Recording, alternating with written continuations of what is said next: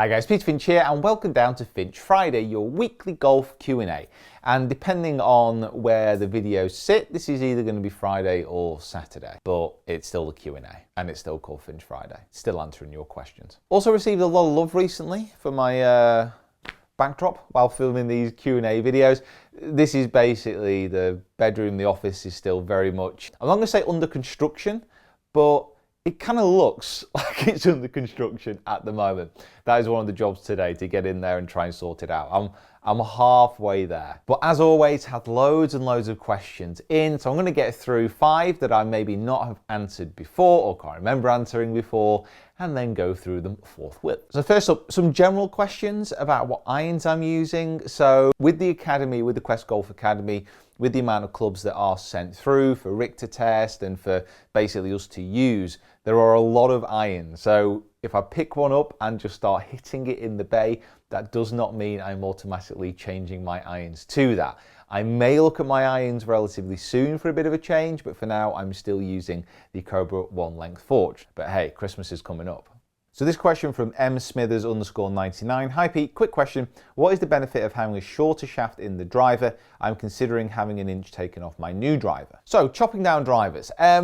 Generally, I am not a huge fan of it because what it is all about when you're hitting a driver, yes, it's about accuracy, hitting fairways, but it's also about advancing the ball a certain distance, a decent distance, so you have less of a club going on.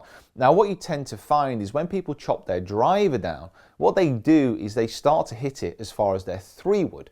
So why just not use the 3-wood off the tee until you get better and more confident with a full length driver? In general, I'm not a huge fan of it, although people do find success with it. The only thing is, if you are going to chop a driver down, please bear in mind that you will have to change loft and weight distribution in some drivers to achieve the same launch. I've seen a lot of players chop down a driver and all of a sudden flight the ball much lower.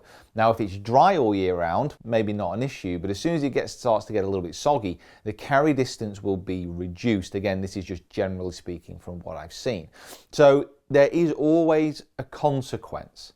Chopping down a driver may give an increase in accuracy, but you will have a decrease in distance and you will have a decrease in the amount of launch that you get, generally speaking. So I would not recommend it. I would recommend trying to improve your swing to the level where you can use a driver to its fullest potential. It's a very official answer, that one. A question here from Peter Rod 16. Hi Pete, since winter is here, what type of golf balls should I use for the winter? Now this is an interesting question. It was brought into, saw this in action. So I played with my dad at Hesketh Golf Club in a Pro-Am last week, and he pulled out a Maxfly ball. Now I'm not talking about a new Maxfly ball, I'm talking about a Maxfly M3. Let me just try and find this. Hang on. Now the version that my dad was using, I predict that ball was brought out in 2004. And as a result, he obviously got quite a bit of stick off me and Simon and Mark, who we were playing with. But it does raise an interesting question. When it comes to winter, should you change balls? Should you use rubbishy balls if you want to look at it like that? Should you stick with a premium ball? What should you do? Now, I don't change balls, so I stick with the same one because I'm used to how it compresses, I'm used to how it launches, and the launch is really the key here.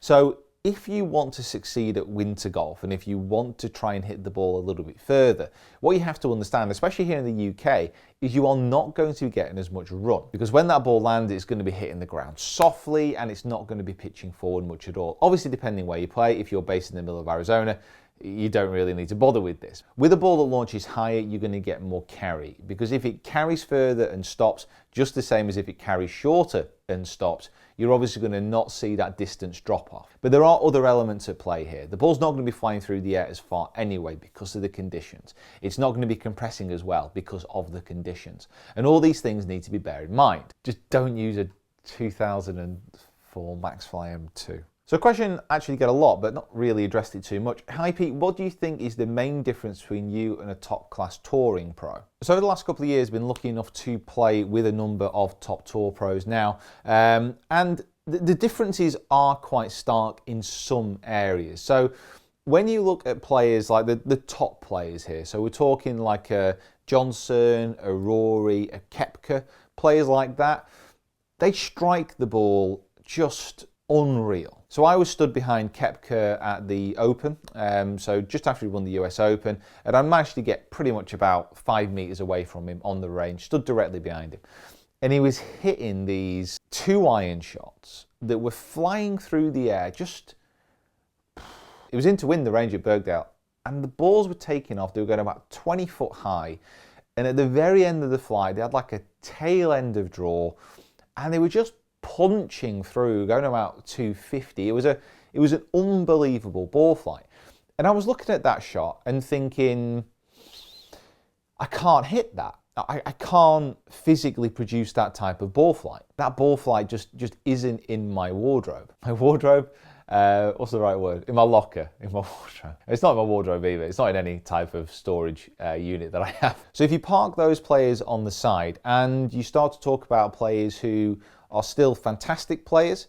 So if we have a look at Luke Donald, who managed to play with, Chris Wood, who managed to play with, if you look at Shane Lowry, who we've managed to play with, Martin Keimer. You know, these are all players. 2 of those players have actually been #1 in the world. And when I've played with them players, one thing that actually strikes out is when they strike it well and when I strike it well, actually the shots which are produced are relatively similar. But here comes the kicker, because they can do it consistently and I cannot. They can also deal with much more pressure than I can at this moment in time. Also, there is a completely different mindset around the Tour Pro. They can really, on most occasions, really rise up and fight the nerves.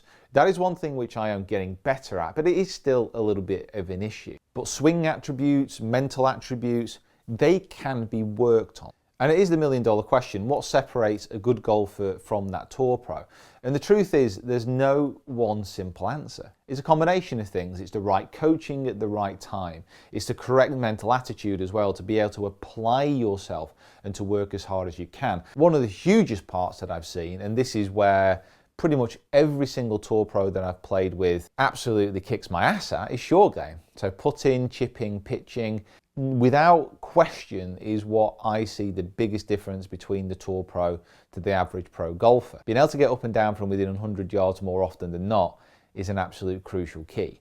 And every single Tour Pro that I've played with has a great short game, bar none. That is the biggest key difference for me. Question from Alex Hive. Hi Pete, seeing as it's winter and I'll be on the range more than on the course, is there anything you recommend to ensure I get good practice rather than aimlessly hitting balls and gaining nothing? So I've got a new video series coming out in December, which can help guide practice throughout that month, which I'm really looking forward to releasing. I'm really looking forward to you guys seeing it as well. But one thing I would say is just try and create as much as possible a golf course on the driving range. So that's different shots, that's different targets. Not hitting to the same target once is like an absolutely fantastic way to practice. Sounds so simple, but hitting a sound wedge, then hitting a 7-iron, then hitting a drive or a 3-wood example, going to all these different targets, that's a great way to practice. But if you were to spend, let's say, 3 hours at a driving range during the week, you need to supplement that with at least 3 hours on the golf course,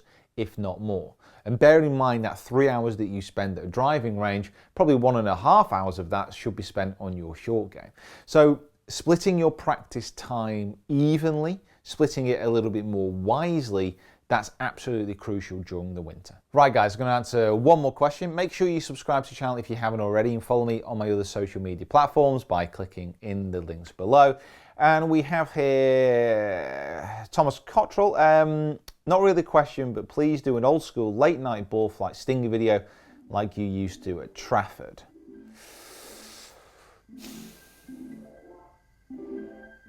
Okay.